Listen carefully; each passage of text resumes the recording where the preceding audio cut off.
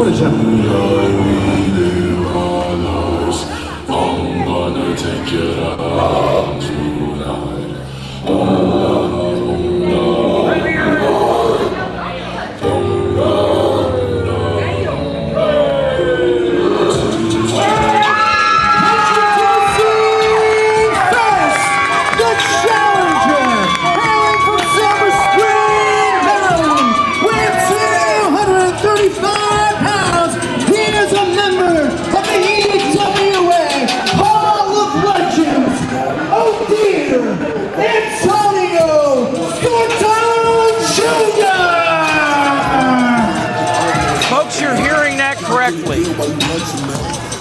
On social media, that man that you're seeing getting in the ring right now declared Grizzly O to be dead. And for Odir Antonio Sorto Jr. to be alive. And all the successes that are coming his way will be under that name. And he is looking forward to seeing if he can. And by the way, fans, this is a no DQ street fight. No DQ street fight for the Heavyweight Championship. That's my fault, I'm going to tell you that. Steve Stonewell clarifying that it will be, in fact, no disqualification. Bel Air Street Fight. As this man, 190 days in, is going to defend the EWA Heavyweight title. With the odds stacked against him. Feel it.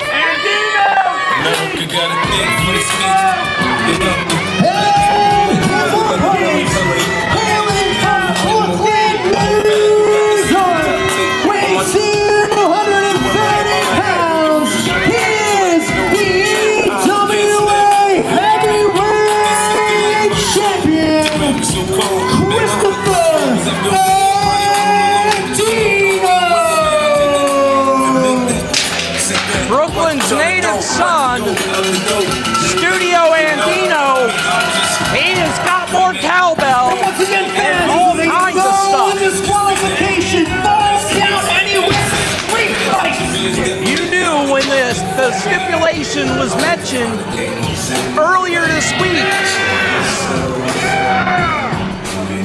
that this was going to be violent, and this is all but assuring of it. It's not just window dressing, folks. This is for all the marbles, EWA Heavyweight title.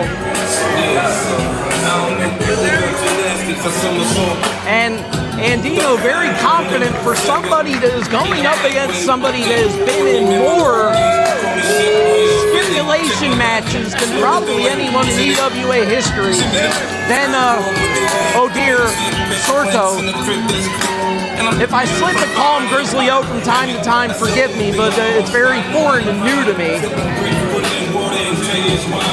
But Odir has been in everything from casket matches, falls count anywhere matches, cage matches, chain matches, games of war, last man standing, you name it. He is battle-tested and world-weary, and he may regain that title for a second time, but he has to go through one of the most cunning and resourceful EWA champions of all time in Studio Andino, who by hook or by crook, and a lot of the times it's by crook, has retained that title and in fact won the Sweet 16 tournament last year, which led to him gaining this coveted prize here to the left of my announce desk here. That is the EWA Heavyweight Championship. And we might be taking this to the street right away, as you know, these wrestlers, they like to put objects under the ring for this specific occasion. And Andino's got a, Odir has got a bigger lead pipe and a bigger cookie tin. And I think Antonio Andino finds himself a little bit outmatched when it comes to the size of the weaponry. And wow, that was a very well-timed swat of the metal pipe. These robots are going crazy around here tonight. Oh, a foot race benefiting the quicker Andino there. Oh! Cooking with Andino. As now, hardcore. Oh! Goodness sakes. I said hardcore. It is. This isn't for the faint of heart, folks. It's Andino now jabbing that metal pipe into the windpipe of Odir Antonio Sorto Jr. Andino now contemplating his next move. Oh, and that is just to jam it into the sternum of Sorto. And running up, oh, Andino catching himself. There's a little bit of a stumble with that middle turnbuckle, but he managed to compose himself, and only a two. That hesitation there probably saved Odir a lot of trouble there. Who knows what would have happened if Andino had the full cooperation of that move. And well, Andino's pulling out a chair, and I can tell you, spoiler folks, there's several chairs underneath the ring. And this is gonna make an unhealthy sound. Ah!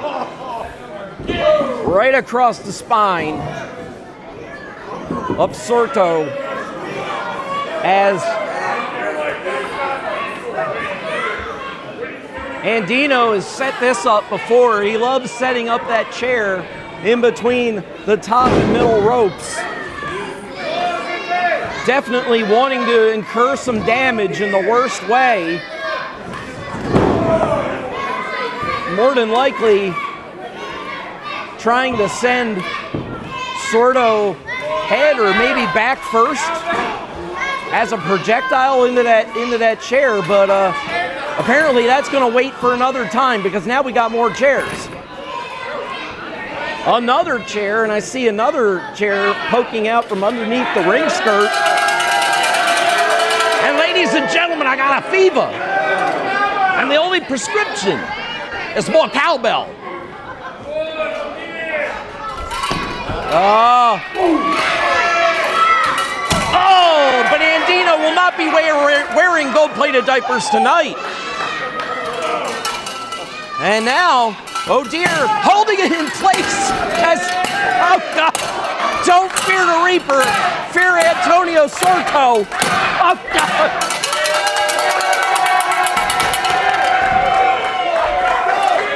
That action usually saved for the Bel Air Farm Fair. Those sounds, at least. I've never seen anybody clobbered with a cowbell at the Bel Air Farm Fair. Don't get it twisted. Oh, look at that. Crutch to the throat. Those crutches brought out by Andino during his entrance, and oh no. Oh, into the post, and the head of that crutch just jammed into the windpipe. There is some serious vocal trauma attempting to be inflicted by both these men here, and a thumb to the eye by Andino, who loves to use that maneuver practically every match. Oh! Hoisted by his own petard. He got sent into the seat of that chair that he had set up just minutes ago. And now, Antonio Sorto having Andino on the ropes. Now he's got the chair. Oh, avalanche splash. Full weight behind him. And now, setting up. Maybe he's going to do that. Hesitation drop kick, but too much of a hesitation as Andino scurried out of the way. And now, unfortunately, Odir is in prime position for Andino to hook on a figure four around the ring post.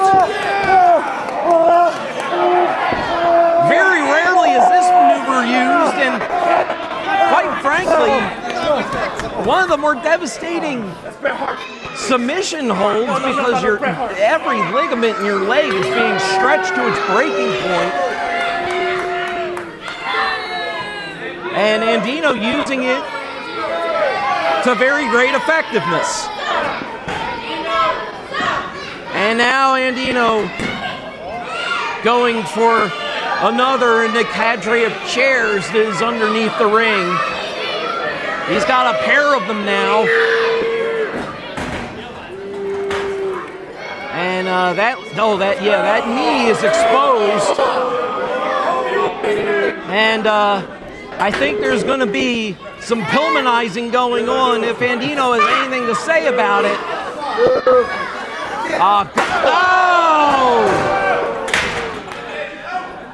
Andino lowered the boom onto that chair,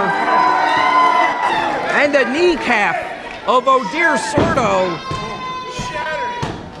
is feeling the pain of that particular maneuver, and Andino's now in the driver's seat.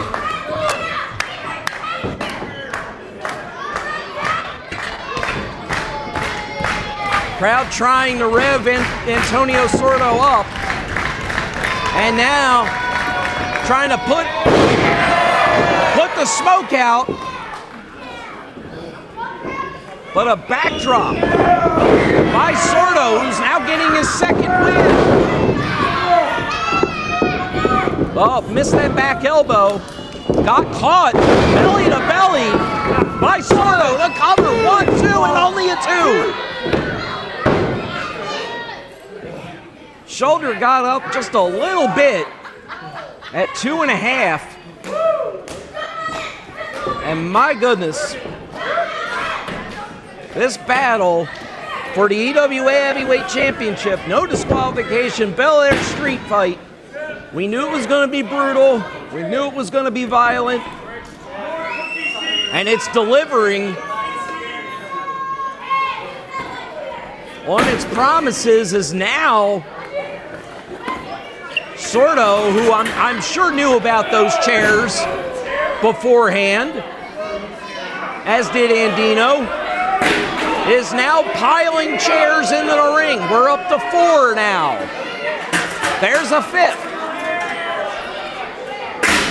And normally, folks, if you follow professional wrestling in any sort of fashion, you know when chairs are piled up, bad things are going to happen to someone in that ring. And right to the sternum. With that, the lip end of the chair goes Sorto. Sorto now going up to the top. Whatever he has in mind for the chairs, he's going to forsake for the time being, but he sees that Andino is starting to stir.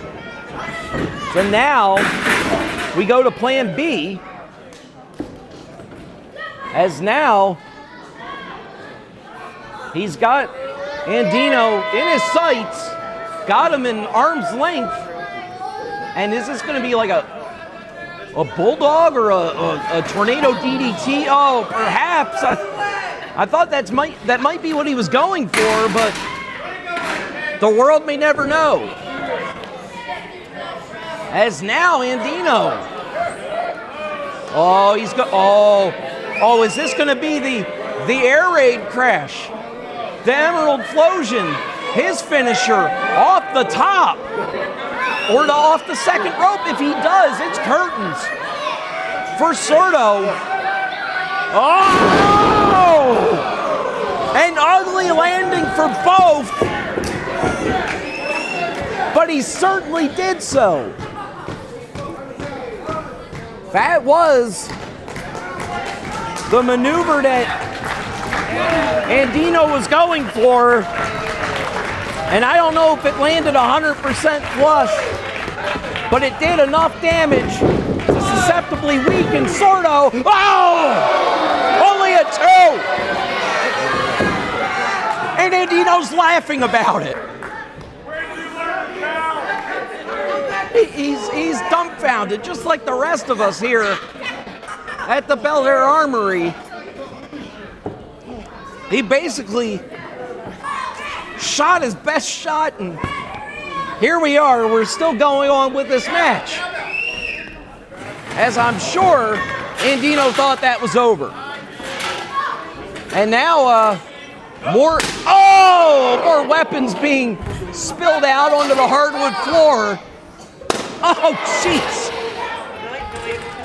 It's a good thing that Andino has nice fluffy hair. That might cushion the blow a little bit, but now he's responding in kind with one of those crutches he brought. Oh! And that came into good use. It looks like an automobile wreck on the hardwood floor here of the Bel Air Armory. Is now a suplex being attempted by Andino, blocked, 2 knees, and now a switch around by Antonio Sorto, and that trash can has now been obliterated by the body weight of Christopher Andino, and now he's being dragged to the middle of the aisleway here, and now Grizzly O piling a bunch of furniture and sheets on him. And I'm assuming he's going to go for some maneuver off of the stage here. And Michael Anthony out, for crying out loud. Oh, a big choke slam, and that choke slam thundering off of the stage here. And I mean, unfortunately, despite Mikey D's objections, it's no disqualification. I got something for you. And this ongoing verbal feud between Mikey D and the juggernaut Michael Anthony continuing, and now he's got a hold of Andino. What is he doing? What is he doing? Don't do it. Come on, man. Don't do it. Is he going to take Andino out as well? No, he's going to put him on top for the pin. The cover 1, 2, and 3. Ah, crying out loud. And the winner of the match, and still EWA Heavyweight Champion, Christopher Andino. Yet again, Christopher Andino has found a way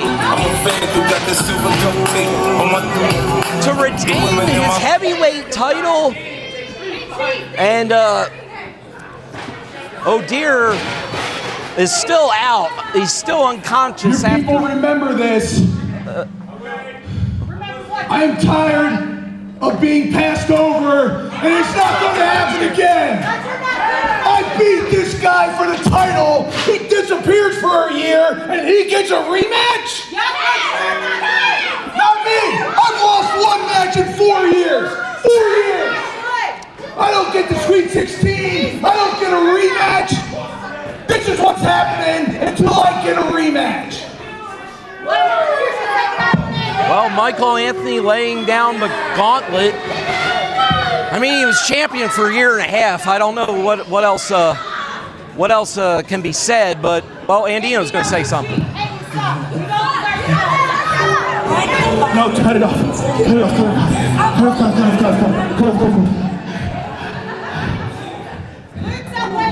Ladies and gentlemen, here's your winner.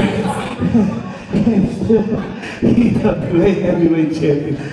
I put on the weight to be a heavyweight, mind your business. Christopher Andino Lapon. But you people love me as Andino. Thank you. Good night. Well, a man like Andino cannot afford to be made to look ridiculous. And he is once again the holder of the EWA Heavyweight Championship. That was a controversial ending. And wow, I don't know what to say after that.